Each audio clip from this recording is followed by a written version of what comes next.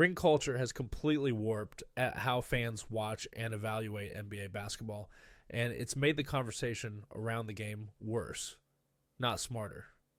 At some point, winning championships stopped being the ultimate achievement and became the only thing that mattered. Every debate now gets reduced to one question: how many rings does he have?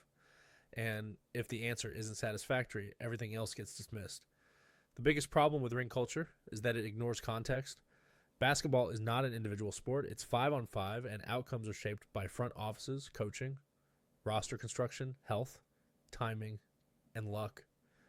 Yet ring culture treats every star as if they're operating in identical conditions. A player who spends his prime dragging flawed rosters deep into the playoffs gets penalized for not winning a title, while another who lands in a perfectly constructed ecosystem gets elevated, even if their individual impact isn't meaningfully different.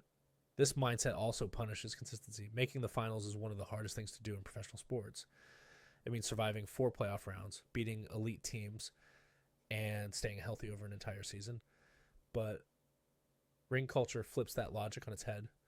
Losing in the finals is framed as a failure instead of proof that you were better than nearly everyone else. Meanwhile, early playoff exits get quietly forgotten. If you lose in the second round, history barely remembers. If you lose on the biggest stage, it becomes a permanent stain. That's backwards. Ring culture also distorts how we talk about individual games and seasons.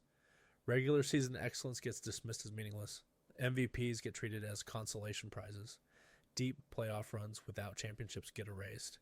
The league becomes a binary system, champions and everyone else.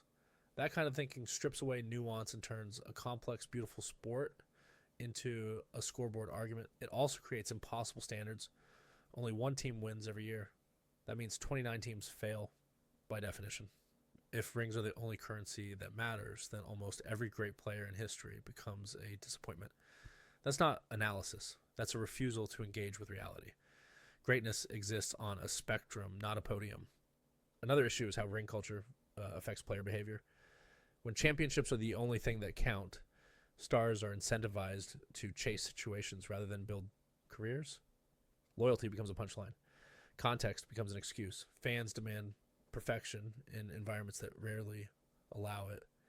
And when things don't work, blame gets assigned instead of understanding. None of this means championships don't matter. They absolutely do. Winning a title is the hardest and most meaningful accomplishment in the sport. But it shouldn't be the only lens we use. Rings should enhance legacies, not erase everything else. They should be part of the conversation, not the conversation itself. Basketball is about impact, skill, durability, adaptability, leadership, and sustained excellence.